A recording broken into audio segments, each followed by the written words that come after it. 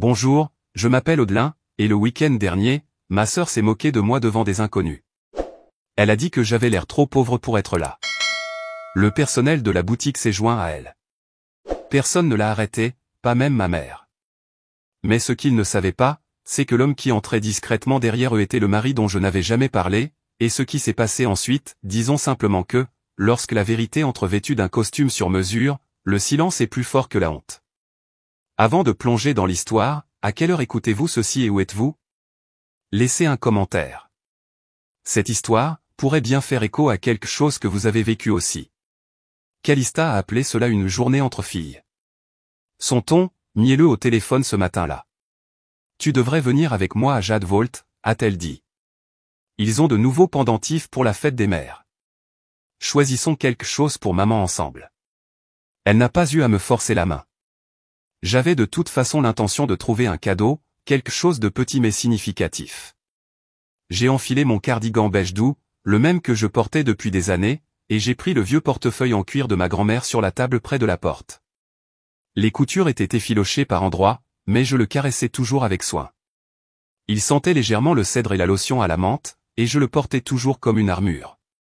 Calista s'est arrêtée dans sa Tesla blanche, des lunettes de soleil perchées sur sa tête comme une couronne. « Tu es prête ?» a-t-elle demandé, affichant un sourire qui n'atteignait pas vraiment ses yeux. J'ai hoché la tête et me suis glissé sur le siège passager. Elle ne m'a pas posé de questions sur ma matinée, mon travail ou comment j'allais. Elle a parlé d'elle-même pendant les 10 minutes de trajet jusqu'au centre commercial Scottsdale. Jadwolt se dressait comme un temple de verre au centre de la place, son enseigne émeraude brillant sous le soleil de l'Arizona. À l'intérieur, des sols en marbre s'étendaient sous les pieds, éclairés par des lustres qui projetaient des diamants de lumière sur les présentoirs. Des femmes flottaient entre les comptoirs, leurs talons claquant doucement, toutes drapées de soie et de confiance. Je l'ai senti dès que je suis entré, à quel point j'étais déplacé. Calista a ouvert la voie, ses talons tapant comme un métronome. Elle portait un blazer cintré, des créoles en or et ce rouge à lèvres parfait qu'elle ne semblait jamais avoir besoin de retoucher. Les têtes se tournaient sur son passage. Je suis resté discrètement derrière elle, tenant mon portefeuille comme s'il avait une importance ici. Celui-ci est mignon, a-t-elle dit fort, s'arrêtant devant une vitrine. Puis, sans même me regarder, elle a ajouté, pas que tu sois capable de le dire. Quelques membres du personnel de la boutique ont levé les yeux. L'une a souri, les lèvres serrées, poliment dédaigneuses. J'ai baissé les yeux sur mes chaussures. Confortable, oui. À la mode? Absolument pas. Le genre de ballerine que l'on porte lorsqu'on travaille debout toute la journée. Alors que je me tournais pour parcourir un plateau de pendentifs, la directrice du magasin s'est approchée avec un sourire professionnel. Elle était toute en ligne droite, tailleur noir, cheveux en chignon élégant, voix comme du velours enveloppant un jugement. Souhaiteriez-vous que je vous montre quelque chose de nos soldes à l'étage, a-t-elle demandé, en me regardant droit dans les yeux. J'ai cligné des yeux. Je cherche en fait un pendentif en jade pour ma mère, ai-je dit doucement, essayant de ne pas me hérisser. Calista est intervenue, d'une voix juste assez forte pour que les clients à proximité puissent l'entendre, elle aime regarder, mais ne vous inquiétez pas, elle ne fait pas vraiment de shopping. Elle a ri comme si c'était une blague privée, puis a ajouté, elle est juste là pour la climatisation. La directrice a ri et s'est tournée vers Calista. Souhaiteriez-vous une coupe de champagne pendant que vous regardez? J'en adorerais une, a rayonné Calista, l'acceptant comme une reine. Personne ne m'a rien offert. J'ai continué à regarder. Je ne voulais pas lui donner, ni à personne d'autre, la satisfaction de me voir broncher. Mes mains étaient stables alors que j'examinais un simple pendentif en jade. Il était petit, rond, avec une teinte vert clair qui me rappelait les yeux de ma grand-mère quand elle était jeune. Pas voyant, juste honnête. Celui-là est joli, ai-je murmuré pour moi-même. La voix de Calista a flotté par-dessus mon épaule, tranchante comme du verre. Elle fait toujours ça. Elle fait semblant d'être l'une des nôtres. C'est plutôt mignon, honnêtement. J'ai gelé. Deux femmes à proximité se sont retournées. L'une a chuchoté quelque chose. L'autre a étouffé un sourire. Le genre de sourire qui dit « Que Dieu te bénisse ». J'aurais dû partir. Mais je suis resté. J'ai redressé les épaules, je me suis dirigé vers le comptoir et j'ai posé le pendentif tranquillement. Je voudrais acheter celui-ci. La directrice a haussé un sourcil, a baissé les yeux, puis m'a regardé à nouveau. Oh, je suis désolé. Celui-ci est réservé à une cliente régulière. Derrière moi, Calista a ricané. Ce n'est pas grave, a-t-elle dit. Elle aime juste faire semblant, tu sais, jouer à se déguiser. Je n'ai rien dit. J'ai remis le pendentif sur le plateau de velours. Mes doigts étaient froids, bien que la pièce soit chaude. Je n'ai pas pleuré. Je ne me suis pas défendu. Je me suis juste retourné, tenant le portefeuille de ma grand-mère un peu plus serré. En me dirigeant vers la porte, j'ai aperçu la caméra de sécurité au-dessus de la caisse. Sa petite lumière rouge clignotait, capturant tout, le sourire narquois de Calista, le sourire narquois de la directrice du magasin, mon silence. Derrière moi, la voix de Calista a résonné comme une chanson qu'elle avait répétée. Cela fera une jolie petite histoire pour notre groupe de discussion. Je ne me suis pas retourné. Je suis sorti sous le soleil de l'Arizona, me demandant combien de fois on pouvait être effacé par son propre sang avant de disparaître complètement. L'air à l'extérieur de la boutique conservait encore la chaleur de la fin du printemps, mais cela ne pouvait se comparer à la chaleur dans ma poitrine. Je n'ai pas dit un mot en me glissant à nouveau dans la voiture de Calista. Elle non plus. Elle a ajusté les bouches d'aération, a tapoté sur son téléphone, puis a finalement jeté un coup d'œil dans ma direction. Essaie de ne pas embarrasser qui que ce soit la prochaine fois, a-t-elle marmonné, les yeux fixés sur la route. Ce n'est qu'un magasin, Audelin. Tu dramatises tout. J'ai serré la mâchoire. Non pas à cause de ce qu'elle a dit, j'avais cessé d'attendre de la décence de sa part il y a longtemps, mais parce que, d'une manière ou d'une autre, je la laissais encore me parler comme ça. Je montais encore dans sa voiture. Je lui donnais encore des occasions d'être quelqu'un qu'elle ne voulait manifestement jamais être. Le trajet jusqu'à la maison de maman s'est déroulé en silence, à l'exception du faible bourdonnement de la playlist de Calista. De la musique pop à la mode qui grinçait comme des ongles sur du verre. Elle ne m'a pas demandé si j'allais bien. Elle n'a pas reconnu ce qui s'était passé dans la boutique. Elle a juste fait défiler son téléphone et a souri de temps en temps, probablement en répondant à quelqu'un dans ce groupe de discussion qu'elle avait mentionné. Lorsque nous nous sommes garés dans l'allée de maman, j'ai ramassé ma petite boîte sur mes genoux. Le pendentif en jade que j'avais acheté il y a des semaines se trouvait à l'intérieur, niché dans du coton doux. Je l'avais commandé en ligne après avoir vu maman admirer un pendentif similaire dans un vieux catalogue de bijoux.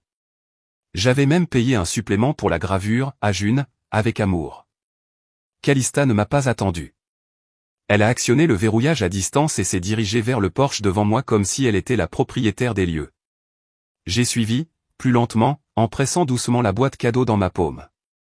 Maman était dans la cuisine, en train d'arranger des tulipes et des lys dans un grand vase en céramique. L'odeur familière du nettoyant au citron et du café fraîchement infusé remplissait la maison, me réconfortant un peu. « Salut maman », ai-je dit en entrant dans l'entrée. Elle s'est tournée brièvement, levant à peine les yeux. « Oh, salut chérie. » Dès qu'elle a vu Calista, tout son visage s'est illuminé. « Voilà ma fille. » La voix de maman a changé, plus vive, plus chaleureuse, entière. Elle s'est essuyée les mains sur une serviette et a ouvert ses bras pour une étreinte. « Tu es arrivé. »« Je t'avais dit que je viendrais, » a dit Calista, posant son sac sur le comptoir comme s'il était à sa place. « Je ne manquerai pas ton week-end pour rien au monde. » Je suis resté en retrait, invisible, comme d'habitude. Essayant de trouver ma place. Je me suis dirigé vers l'îlot de cuisine et j'ai posé la petite boîte près de la tasse de café de maman. Je t'ai apporté quelque chose. Juste une petite chose pour la fête des mères. Maman s'est tournée vers la boîte, a soulevé le couvercle. Ses doigts ont effleuré la pierre verte, ses yeux parcourant la chaîne délicate. Puis elle a souri. Oh, Calista, c'est magnifique. Mon cœur s'est arrêté. J'ai regardé Calista, m'attendant à ce qu'elle en rie, ou qu'elle la corrige, qu'elle dise peut-être, en fait, c'est Audie qui l'a apporté. Quelque chose. N'importe quoi. Mais elle ne l'a pas fait.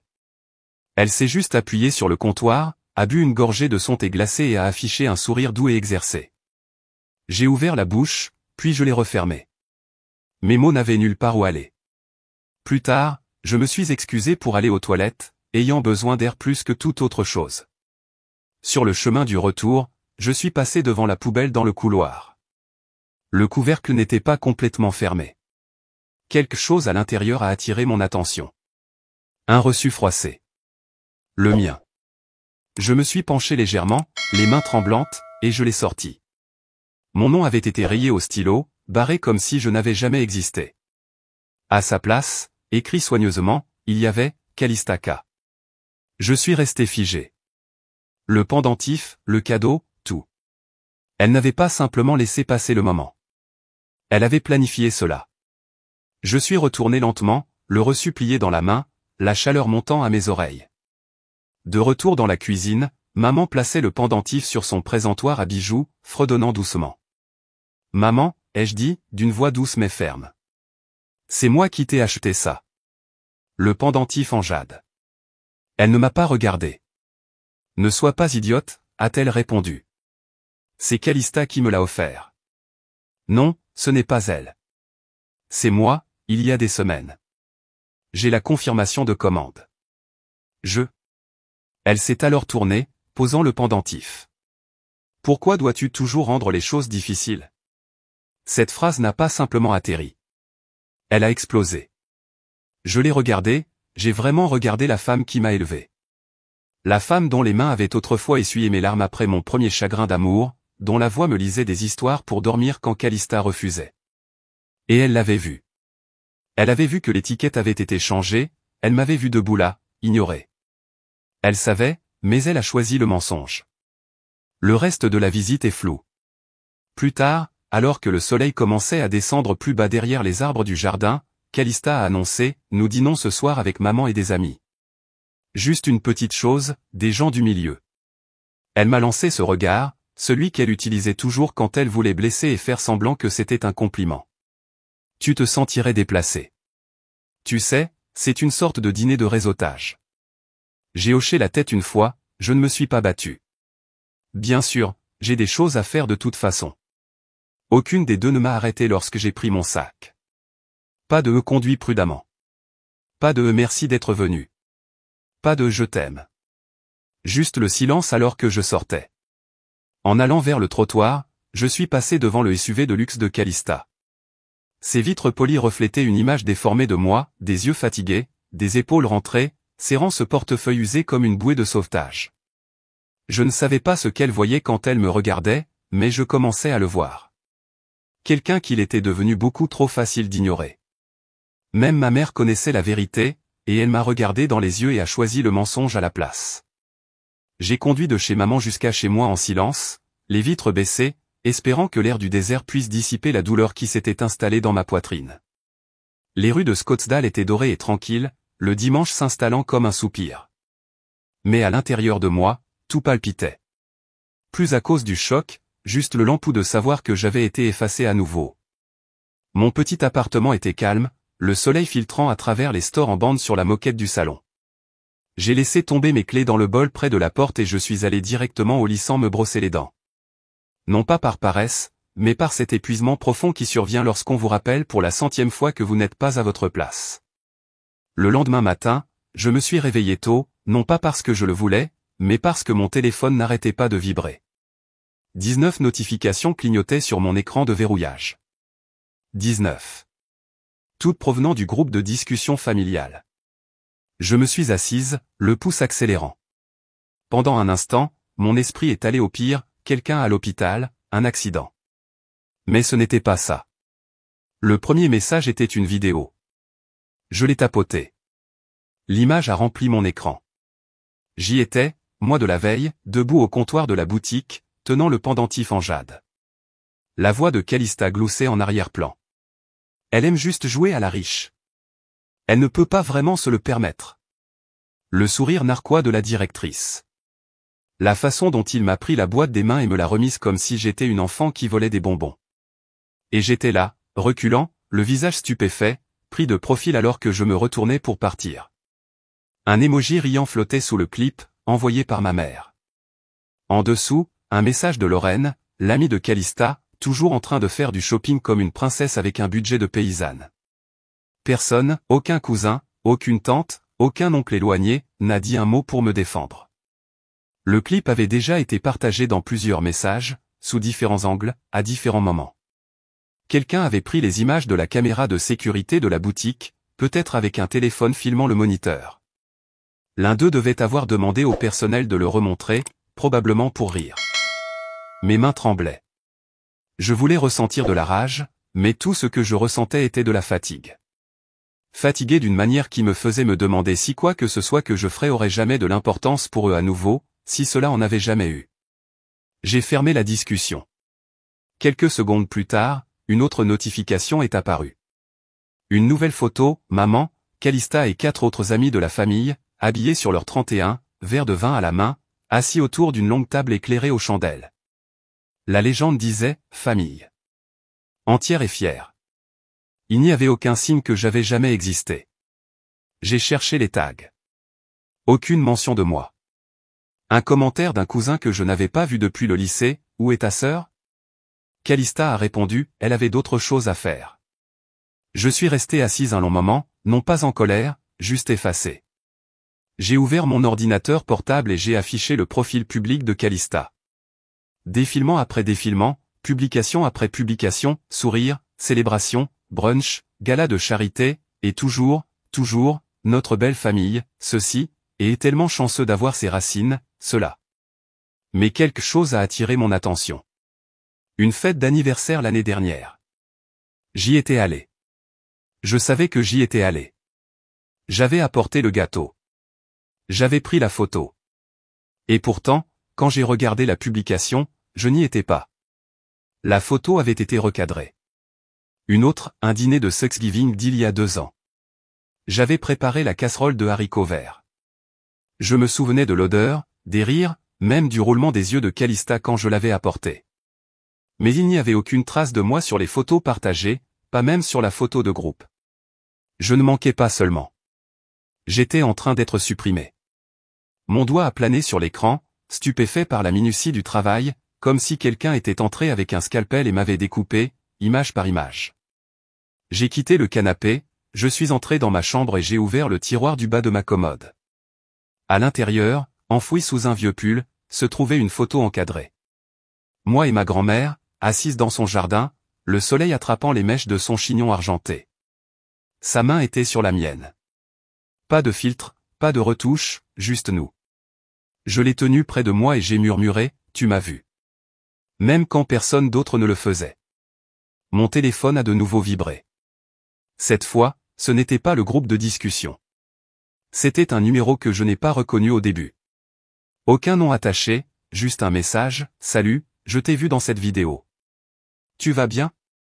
Je l'ai regardé fixement, ne sachant pas comment respirer. Puis le deuxième message est arrivé, c'est Elia, de l'université. Tu te souviens de moi? Elia.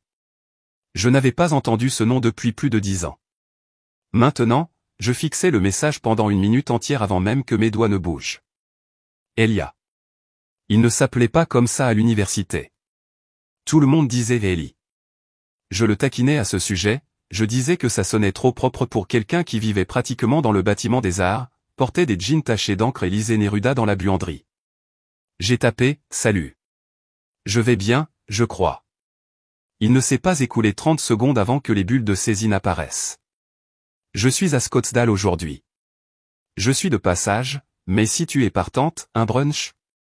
J'ai hésité, non pas parce que je ne voulais pas le voir, mais parce que je n'étais pas sûr de quelle version de moi il se souvenait. La fille qui osait écrire des éditoriaux dénonçant notre propre président d'université, ou celle qui l'avait aidé à respirer pendant une crise de panique avant son premier entretien de stage en arpentant le campus avec lui pendant 1 heure.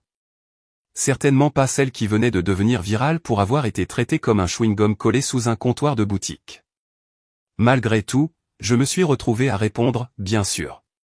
13h, ça te va? Il a envoyé une adresse. Un petit café brunch niché derrière une librairie d'occasion que j'adorais. Je me suis habillé simplement, un chemisier beige, un jean, la seule paire de sandales que je possédais sans s'engluser. Et j'ai emporté le portefeuille de ma grand-mère, non pas parce qu'il allait bien, mais parce qu'il était devenu la seule chose qui me semblait encore mienne. Quand je suis arrivé, il était déjà assis près de la fenêtre, 2 verres de thé glacé entre les mains. Son visage n'avait pas beaucoup changé, juste un peu plus vieux, plus marqué sur les bords, mais ses yeux, chauds et stables, ressemblaient à un souvenir tiré dans le présent. « Salut, étrangère », a-t-il dit, se levant à mon approche. « Salut toi-même. » Je me suis assise, ne sachant pas quoi faire de mes mains. Il n'a pas perdu de temps. J'ai vu la vidéo, a-t-il dit doucement. Je me suis dit. Tu vas bien? J'ai esquissé un demi-sourire, ne sachant pas vraiment comment répondre. Ce ne sont que des affaires de famille. Il ne m'a pas laissé m'en tirer à si bon compte. Odelin, ce ne sont pas des affaires de famille. C'est de la cruauté. Et ce n'est pas toi dont je me souviens. J'ai détourné le regard, me concentrant sur un enfant qui riait près du patio. Tu n'avais pas l'habitude de te rétrécir, a-t-il ajouté, sans méchanceté. Tu avais l'habitude de prendre de la place sans t'excuser. Les mots ont atterri doucement, mais ont coupé net, parce que je me souvenais aussi de cette fille.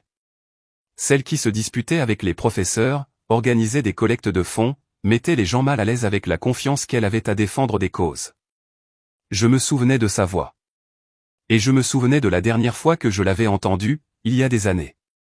Ellie a attrapé son verre. Tu te souviens de la fois où tu m'as pratiquement traîné à cet entretien? J'ai failli ne pas y aller. Tu étais en pleine spirale. J'ai souri faiblement. Et tu étais la seule à l'avoir remarqué. Je voulais lui dire que je n'avais pas changé. Pas vraiment. Que la vie m'avait juste usé. Mais même moi, je n'étais plus convaincu. Quand l'addition est arrivée, j'ai fouillé dans mon sac pour trouver mon portefeuille. Ellie l'a regardé et a souri. Tu l'utilises encore? Il fonctionne encore, ai-je dit, en lui tendant ma carte. Sentimental.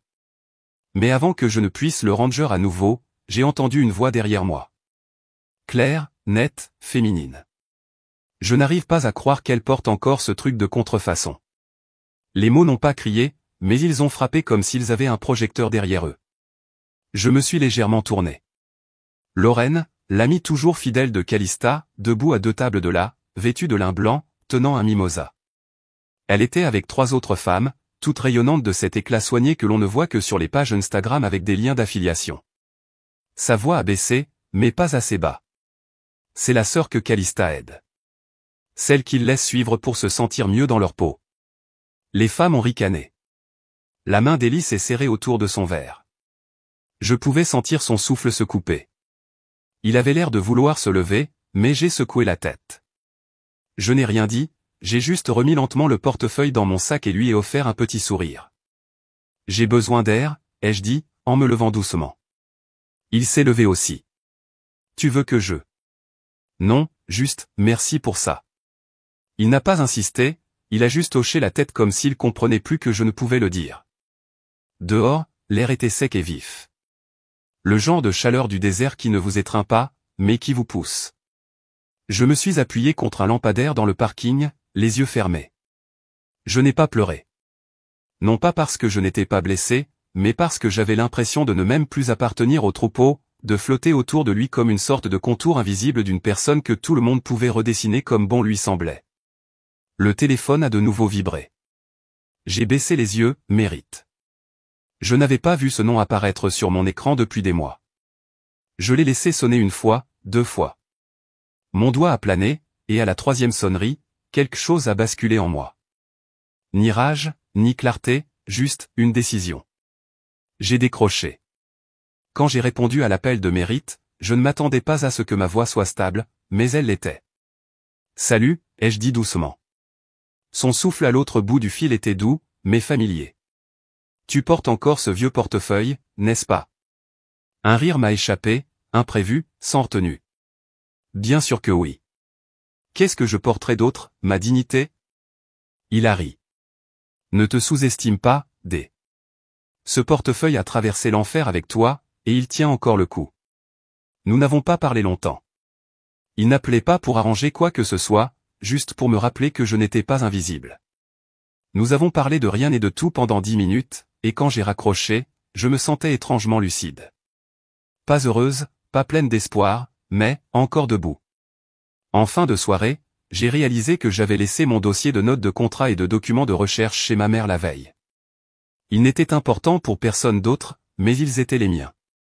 C'était ce qu'il me restait de mon travail de consultante indépendante, mes tentatives de relancer une carrière dans le conseil aux organisations à but non lucratif qui avaient déraillé après une urgence familiale dans laquelle j'avais été entraîné et dont je ne m'étais jamais vraiment sorti. Alors je suis monté dans ma voiture et j'y suis retourné. Le soleil était déjà couché et l'air du désert s'était rafraîchi. Je me suis garé le long du trottoir, ne voulant pas entrer dans l'allée et avoir l'impression d'être à nouveau une intruse. La lumière du porche était allumée, mais la maison à l'intérieur était silencieuse, étrangement silencieuse. Aucun bruit de télévision, aucun cliquetis de la cuisine, juste le faible ronronnement d'un lave-vaisselle et le craquement occasionnel de vieilles lames de plancher en bois qui se déplaçaient. Je suis entré. Mes chaussures ont fait un contact doux avec les carreaux, mais personne ne s'est retourné. Ma mère était au comptoir, en train de ranger des torchons, le dos tourné vers moi. Elle n'a pas levé les yeux. J'ai oublié un dossier, ai-je dit. C'est tout. La voix de Calista provenait de l'étage. Quelque chose à propos de son agenda pour la semaine, transmis par haut-parleur à ce qui ressemblait à une assistante RP. Je suis entré dans le salon et j'ai trouvé mon dossier sur la coudoir du canapé, exactement là où je l'avais laissé. Mais avant de me retourner pour partir, quelque chose sur la cheminée a attiré mon attention. C'était le pendentif. Le pendentif en jade, celui que j'avais commandé il y a des semaines, emballé dans du papier de soie et une note manuscrite à l'encre lavande préférée de maman. Maintenant, il trônait sur la cheminée, enfermé dans une boîte en verre personnalisée avec une étiquette en laiton. Je me suis penché pour la lire, à maman, de ta fille aînée, toujours fière d'être ta fille. Avec amour, Calista. Je suis resté là, figé. J'avais ressenti beaucoup de choses auparavant, honte, colère, humiliation. Mais ceci était un vol au ralenti. Et pire, personne n'essayait même de le cacher. Ma gorge brûlait, mais aucun mot ne sortait. Je me suis retourné, serrant mon dossier contre ma poitrine comme s'il pouvait me soutenir. Maman, ai-je murmuré. C'est moi qui t'ai offert ce pendentif. Finalement, elle s'est tournée vers moi. Son expression n'était pas cruelle, juste fatiguée, dédaigneuse. Pourquoi faut-il toujours que ce soit à propos de toi?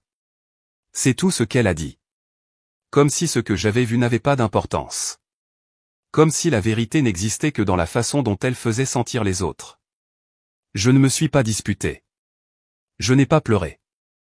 Je suis sorti, aussi discrètement que j'étais entré. De retour à la maison, j'ai enfilé un vieux t-shirt en coton et un pantalon de survêtement, j'ai fait du thé que je n'ai pas bu et j'ai ouvert mon téléphone. L'écran était toujours allumé lorsque je l'ai déverrouillé. Un message de ma cousine, Janie, je voulais envoyer ça à Lorraine. Oups. Ignore-le. Pièce jointe, une capture d'écran. C'était d'un fil de discussion familiale privée auquel je n'avais pas été invité. Peut-être avais-je été retiré. Peut-être que je n'avais jamais existé dans cette version de notre famille. L'image me montrait à la boutique Jade, tendant la main vers le pendentif.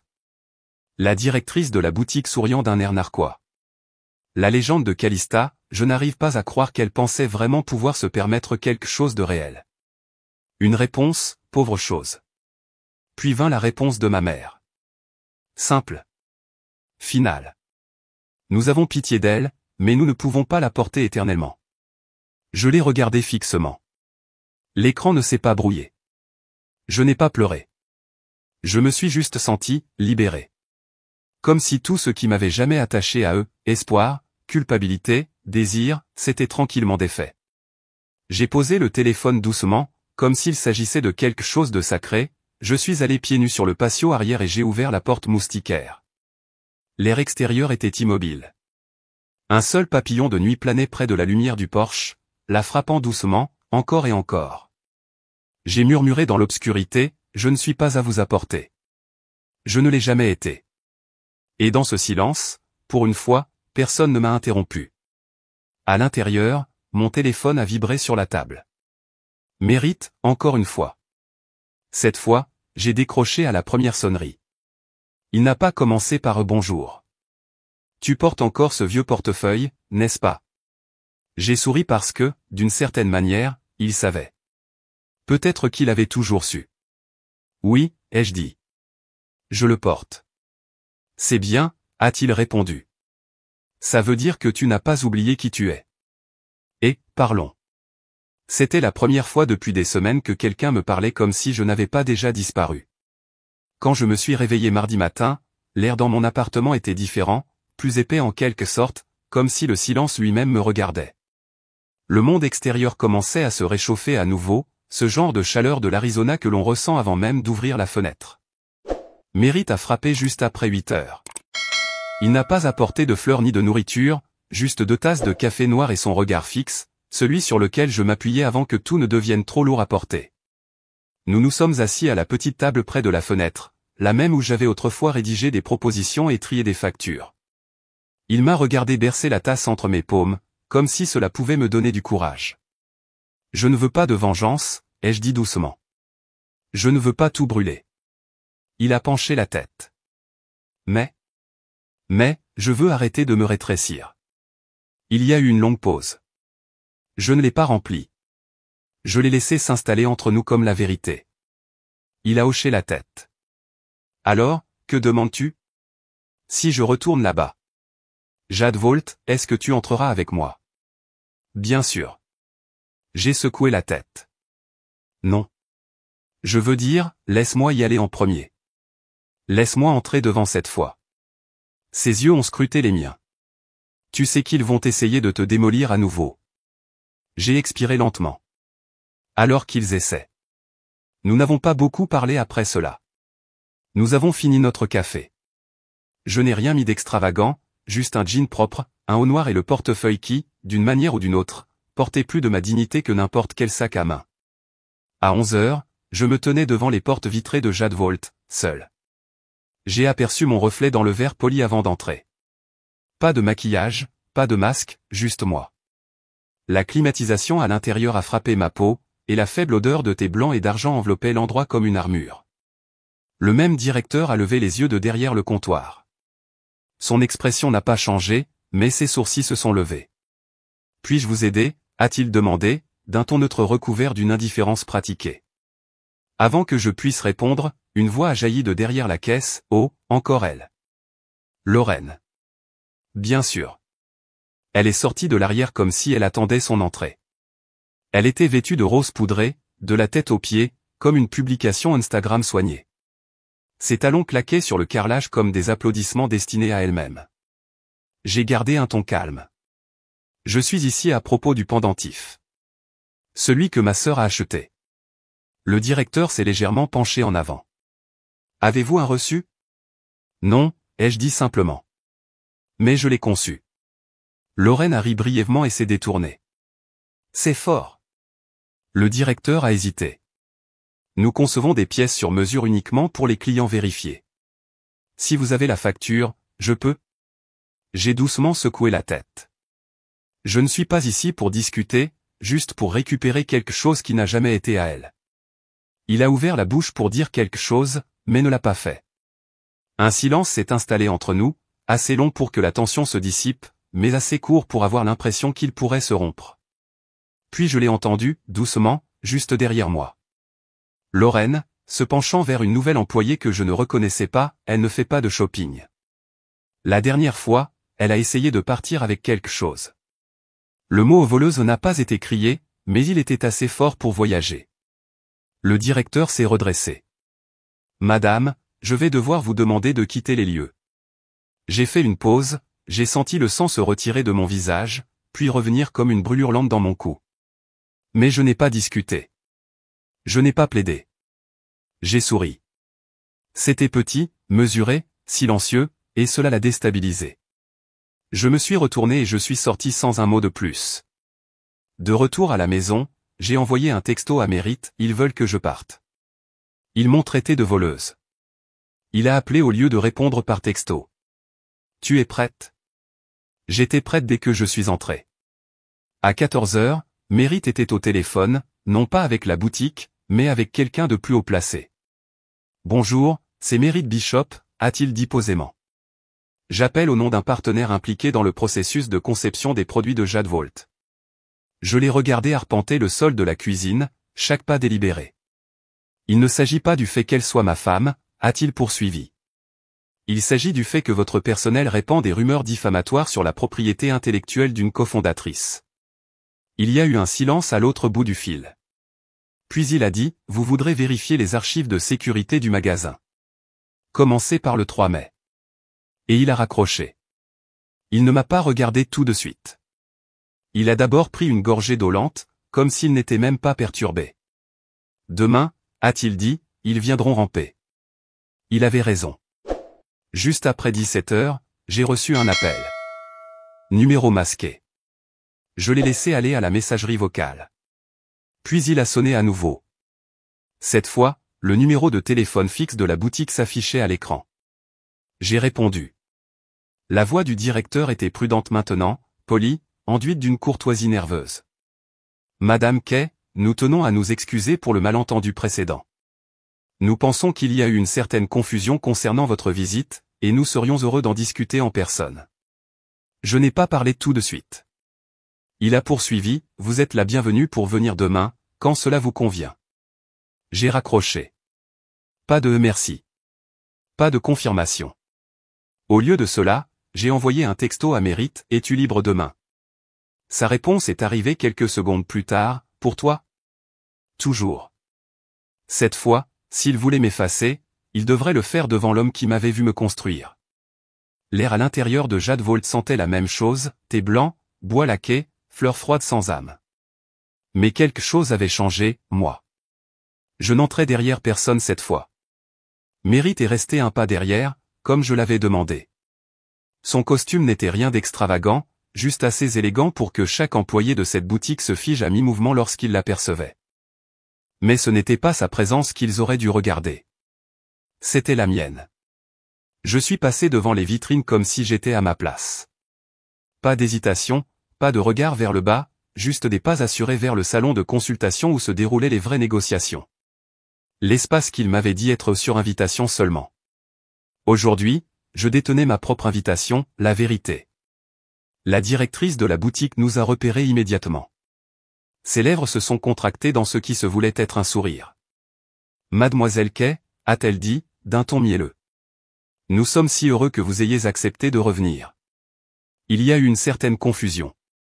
Non, les jeux interrompus, posant le dossier en cuir sur la table sans cérémonie. Il y a eu de la clarté. Vous ne vous attendiez tout simplement pas à ce que j'ai des témoins cette fois. Elle a cligné des yeux. Son regard a dérivé vers Mérite, qui est resté poliment silencieux, les bras croisés comme une tempête calme attendant des instructions. J'ai ouvert le dossier. À l'intérieur, mon croquis original du pendentif en jade, signé et daté des mois avant la petite performance de shopping de Calista, des échantillons de tissu, des notes de ma main, un polaroid de moi tenant le premier modèle en résine, souriant au soleil sur le balcon de mon ancien appartement. Les yeux de la directrice se sont agrandis. Pour la première fois, ses mains tremblaient. Une jeune créatrice a jeté un coup d'œil dans le salon. Je l'ai reconnue immédiatement, Méline, une stagiaire discrète que j'avais encadrée à l'époque où je pensais encore que Jade Volt pouvait devenir quelque chose qui valait la peine d'être donné. Elle a articulé, c'était vous. À peine audible. J'ai hoché la tête une fois. Ses lèvres se sont serrées et elle a disparu de la vue. Puis, comme sur un signal, Lorraine est entrée avec tout le timing d'une entrée de sitcom, des lunettes de soleil surdimensionnées perchées sur sa tête, un café glacé à la main. Oh, a-t-elle dit, en traînant le mot. On amène des ex-maris maintenant? Mérite s'est tourné vers elle, l'expression indéchiffrable. C'est drôle, a-t-il dit, d'une voix calme et posée. Tu te souviens de ce que je faisais dans le temps, mais tu as oublié ce que je possède maintenant.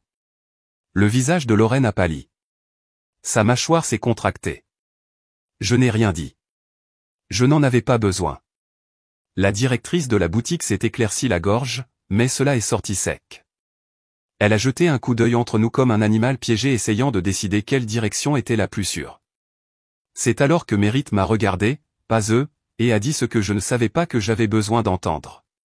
Tu te souviens quand tu m'as aidé à survivre à mes études supérieures, a-t-il demandé, les yeux fixés sur les miens. Je travaillais la nuit, je mangeais des nouilles instantanées, je me noyais dans le syndrome de l'imposteur. Tu m'as vu quand je ne me voyais pas moi-même. J'ai retenu mon souffle. La directrice aussi. Tu m'as dit que je n'échouais pas, que je construisais, a-t-il poursuivi. Tu m'as soutenu avant que quiconque ne connaisse mon nom. Et tu n'as jamais rien demandé en retour. Sa voix était ferme, mais elle s'est brisée, à peine, à la fin. Ils pensent qu'un homme riche est entré ici, a-t-il dit, en regardant Lorraine, mais ils ne savent pas qui l'a construit. Personne n'a parlé. Même la glace dans la tasse de Lorraine a cessé de crépiter. Je me suis retourné vers la directrice. Je ne veux pas de vos excuses, ai-je dit. Ma voix était douce, mais je savais qu'elle portait. Je veux votre silence. À l'avenir, vous ne parlerez que lorsque vous serez sûr de qui écoute. La directrice a hoché la tête, le regard baissé. J'ai fermé le dossier et l'ai remis dans mon sac. Puis je me suis retourné et je suis sorti. Pas précipitamment, pas dramatiquement, juste régulièrement. Je n'ai pas bronché en passant devant la salle d'exposition principale. Je n'ai pas réagi quand Lorraine a marmonné quelque chose que je n'ai pas bien saisi. Je n'ai même pas regardé en arrière pour voir qui me regardait partir, parce que cela n'avait pas d'importance. Je ne m'éloignais pas, je traversais. Je suis sorti dans la lumière de l'après-midi de l'Arizona. Merritt m'a rejointe, silencieux comme toujours. Il n'avait pas besoin de dire quoi que ce soit. Je le savais déjà. Ils se sont moqués de mon nom derrière une vitre. Demain, je le graverai dans quelque chose qu'ils ne pourraient pas démolir. Le vendredi soir est arrivé, vêtu de champagne, de talons et de poignées de main. Le centre-ville de Phoenix scintillait de tours de verre capturant la dernière couleur orange du jour. Et à l'intérieur du grand showcase de Jade Vault, tout brillait, les orchidées blanches, les pyramides de champagne, le murmure du jazz soigné gonflant sous le bourdonnement de l'ambition. Et Calista. Elle se tenait près de la scène, entourée de caméras, souriant comme la fille de l'année. Sa robe l'étreignait comme un trône. Sa voix résonnait légèrement et avec confiance alors qu'elle désignait des pièces qu'elle prétendait avoir inspirées. Les mots héritage et muse voletaient autour d'elle comme des papillons dressés. Ce que personne n'avait encore remarqué, c'était le nom qui n'était pas dans le programme imprimé. Le mien. Je me tenais juste derrière le rideau, une main sur le dossier de la chaise réservée à quelqu'un d'autre. Plus maintenant. Le maître de cérémonie s'est éclairci la gorge. Mesdames et messieurs, veuillez accueillir l'un de nos principaux sponsors et membres du conseil d'administration, Monsieur Merritt Yates. Des applaudissements ont suivi alors que Merritt montait sur scène. Il ne portait pas d'étiquette nominative. Il n'en avait pas besoin. Sa présence exigeait l'attention sans volume. Merci, a-t-il commencé. C'est un honneur de soutenir une entreprise qui valorise à la fois l'innovation et l'héritage. Il a fait une pause, juste assez longtemps pour que les gens se penchent. Mais ce soir, je ne parlerai pas au nom de Jade Vault. Je suis ici pour présenter quelqu'un qui a construit bien plus que ce que vous voyez ici. Il s'est tourné. J'aimerais que vous rencontriez la femme qui a inspiré toute cette collection, et qui est copropriétaire de cette entreprise. Une pause. Sa voix s'est adoucie, mais n'a jamais vacillé. Ma femme, Audlin Kay. Des halètements ont parcouru la salle comme des vers qui tombent. J'ai fait un pas en avant, les appareils photos se sont levés, quelques murmures. La mâchoire de Calista s'est figée dans un sourire qui n'atteignait pas vraiment ses yeux, mais je ne l'ai pas regardé. Pas encore. J'ai marché lentement, non pas vers le podium, mais vers la chaise. Premier rang, côté gauche de la scène. Une chaise faite sur mesure il y a des semaines, une plaque plaquée or sur le dossier, consultante en design, Audlin Kay. Calista pensait que c'était la sienne. Elle avait choisi la couleur, demandé le placement, même demandé à l'équipe de confirmer que la calligraphie était élégante. Elle l'était. Mais pas pour elle. Je me suis assise. Je n'ai pas fait signe de la main. Je n'ai pas souri. J'ai simplement posé mes mains sur les accoudoirs de cette chaise et j'ai attendu. Merritt s'est écarté. Un silence s'est répandu comme un souffle retenu trop longtemps. Puis une voix de quelque part, au milieu des rangées, à droite, attendez, c'est elle qui a dessiné le croquis du pendentif lotus. Quelqu'un d'autre a murmuré, c'est la sœur discrète, la vraie. La phrase s'est installée dans l'air comme une correction, enfin faite. Du fond de la salle, j'ai vu Lorraine donner un coup de coude à un photographe. Personne ne s'est tourné vers elle. La directrice de la boutique était notamment absente. Cela m'en disait assez. Je n'ai pas eu à raconter l'histoire. Elle se racontait déjà toute seule. Dans les coulisses, après que la foule se soit déplacée vers la salle d'exposition, Calista s'est approchée de moi. Ses talons tapaient trop fort contre le marbre, comme si elle essayait de paraître confiante. « Waouh » a-t-elle dit, en ajustant son bracelet. « Alors c'était ton plan ?» J'ai croisé son regard. « Non » ai-je répondu. C'était toujours la vérité. Tu n'as jamais pensé qu'elle se présenterait bien habillée. Son visage s'est contracté. Elle a commencé à dire quelque chose d'autre, mais je me suis détourné avant qu'elle ne puisse le faire. Je n'avais plus rien à prouver. Je n'avais apporté aucune vengeance, seulement des preuves, et quelque chose de plus profond que cela, le calme. Alors que la presse se rassemblait près de Mérite, je me suis dirigé vers une table d'appoint discrètement placée à côté de la scène. Elle ne faisait pas partie de l'exposition principale. Pas de projecteur, pas de garniture dorée, juste une seule boîte en verre éclairée de l'intérieur. À l'intérieur se trouvait le portefeuille de ma grand-mère. Le vieux cuir marron semblait doux sous les lumières, ses bords encore usés par des années de mains qui ont travaillé et donné. Une petite plaque disait, en mémoire de Delila K, qui a enseigné la grâce par la persévérance. J'ai pressé mes doigts contre le verre, non pas pour les caméras, non pas pour la foule, mais pour elle. Pour la femme qui m'avait vu quand personne d'autre ne prenait la peine de regarder. Je suis resté là un moment, laissant le bruit de la salle se replier autour de moi comme une musique de fond sur laquelle je n'avais plus besoin de danser. Ils m'ont qualifié d'invisible. Mais ce soir, ils ne pouvaient pas détourner le regard. Et je n'ai jamais eu à élever la voix. Je suis parti avant que le dessert ne soit servi. Les lumières brillaient encore derrière moi, le tintement des flûtes à champagne et les applaudissements polis s'éteignant lorsque les portes du hall se sont fermées. Mon nom venait d'être prononcé sur une scène sur laquelle je n'étais pas censé me tenir. Et c'était suffisant. Au moment où j'ai atteint mon appartement, la lune était déjà haute. J'ai enlevé mes talons à la porte, j'ai laissé tomber le dossier de presse sur le banc de l'entrée et j'ai laissé le silence m'envelopper comme un châle. Je ne voulais pas de célébration. Je voulais le calme, entendre à nouveau ma respiration. Dans la cuisine, j'ai rempli un verre d'eau. Le bourdonnement du réfrigérateur, le seul son. L'adrénaline s'était dissipée. Il ne restait que quelque chose de plus stable, comme si la terre sous mes pieds avait décidé que j'avais le droit de rester debout. Mon téléphone a vibré sur le comptoir, Calista. J'ai regardé l'écran pendant une seconde, me demandant si je devais l'ouvrir. Finalement, j'ai tapoté la notification. Tu as embarrassé toute la famille. J'espère que ça en valait la peine. C'est tout. Pas de ponctuation, pas de nom, juste une accusation. Je n'ai pas répondu. Au lieu de cela, j'ai ouvert un message vocal que je n'avais pas écouté depuis des années. Mon pouce a plané au-dessus du bouton de lecture. Puis j'ai appuyé. La voix qui est passée était granuleuse, mais chaleureuse. Elle s'est enroulée autour de ma cage thoracique comme un souvenir avec des bras. Tu n'as pas besoin de bruit pour être forte, ma chérie. Laisse-les parler. Continue juste à te montrer. Grand-mère. Elle a dû le laisser pendant l'une des disputes familiales que j'essayais de prétendre ne pas me blesser. Je me souvenais de l'avoir ignoré à l'époque, essayant d'aller de l'avant, de m'élever au-dessus de tout cela. Mais maintenant, cela ressemblait à une prophétie. Je me suis appuyé contre le réfrigérateur et j'ai laissé les mots pénétrer. Pas de larmes, juste du soulagement. Le genre de soulagement qui vient du fait de savoir que vous ne vous êtes jamais vraiment perdu, vous avez juste égaré le volume.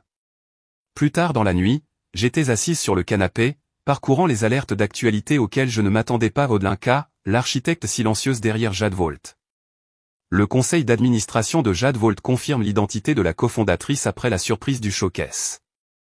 Même le Scottsdale Ledger a publié un titre qui m'a fait cligner des yeux 2 fois, le nom que vous ne saviez pas que vous aviez besoin de connaître. Je ne me souciais pas beaucoup des titres, mais j'ai noté quelque chose, tout l'Instagram de Calista avait été effacé. Ses publications avaient disparu, ses légendes effacées. L'illusion soignée, effondrée sous le poids d'une vérité indéniable. Le compte d'entreprise de Jade Volt a publié une déclaration officielle le matin.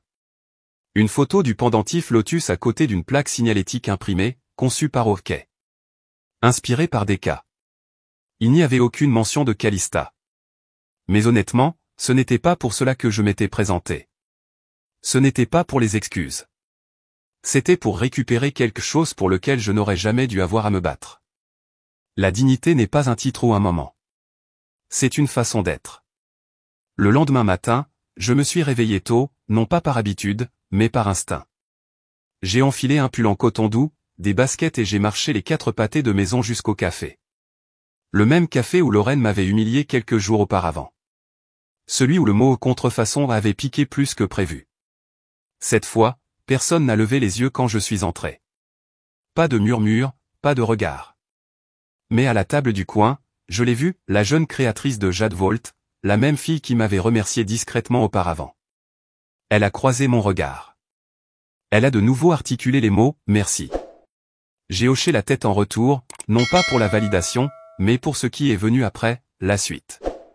Ce soir-là, je suis resté à la maison. Pas d'appel, pas de mais, juste moi. Le bourdonnement silencieux de mon ventilateur de plafond et une douce lueur orange de la lampe de table. J'ai tiré une boîte à souvenirs de l'étagère supérieure de mon placard. Petite, carrée, rembourrée de velours à l'intérieur. Je ne l'avais pas ouverte depuis longtemps. À l'intérieur se trouvait le portefeuille de ma grand-mère. Le même cuir usé, le même pli le long du pli. Je ne l'ai pas encadré. Je ne l'ai pas photographié. Je n'avais pas besoin que le monde sache ce qu'il signifiait. Je l'ai juste tenu. Puis je l'ai remis délicatement dans la boîte, j'ai fermé le couvercle et je me suis tourné vers mon carnet de croquis. Il y avait une nouvelle page qui attendait, un crayon à côté. Mes doigts ont bougé avant que mon esprit ne puisse parler, les lignes se formant comme un souffle. Je ne concevais pas pour prouver quoi que ce soit. Je concevais parce que je le pouvais, à nouveau. Parce que je le voulais. Parce que personne d'autre ne tiendrait le stylo cette fois. Ils ne m'ont jamais vu venir. Parce que je n'ai jamais eu besoin d'arriver avec du bruit.